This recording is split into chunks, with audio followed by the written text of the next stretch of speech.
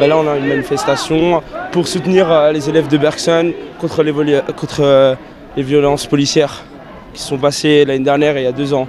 Donc on était là, on marchait, normal, et après on a couru. Quand on a couru, il y a un policier, il est arrivé, il l'a chopé, ce qui est normal, et après il lui a mis 2 patates en lui disant arrête, arrête, mais il faisait rien du tout, il était sonné, il l'a relevé et puis c'est de sang. Gino n'était même pas conscient. Devant nous en fait, devant nous, surtout devant nous. C'est même pas comme s'il était vraiment à l'écart, il voyait qu'il était devant nous. Il voulait nous montrer. C'est des jeunes qui luttent contre le truc le plus légitime, dans la lutte la plus légitime possible, c'est la lutte contre la loi travail, quoi. Quand tu vois, il y a 6 mois de sursis pour ce qu'il a fait, c'est genre en mode ça va continuer.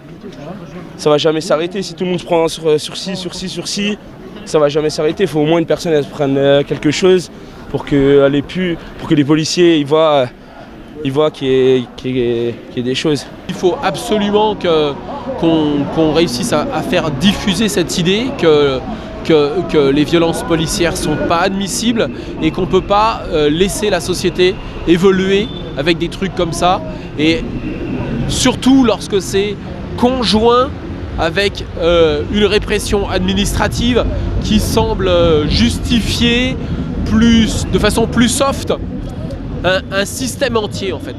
Il y a une répression tout à fait disproportionnée qui n'est pas légitime dans une démocratie et qui fait que à la moindre tentative qu'ils ont d'exprimer leurs revendications qui sont légitimes, eh bien on les transforme en casseurs. C'est pas une façon de devenir citoyen que de se voir privé de parole et poursuivi sans les garanties juridiques nécessaires quand on est adolescent et qu'on veut devenir un citoyen. Voilà. On applique des méthodes policières inadmissibles avec des adolescents, des jeunes, et on les prive de toute liberté d'expression.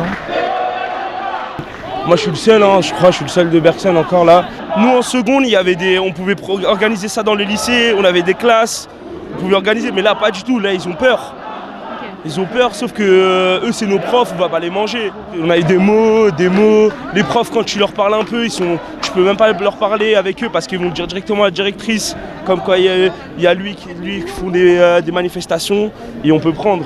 Moi ils appellent à chaque fois ma mère et je peux rien faire. C'est pas un avenir ça, la France mérite mieux, c'est un pays qui est en train de virer très mal. Je pense que les jeunes ont bien compris ça et je pense que la révolte viendra d'eux, je l'espère en tout cas.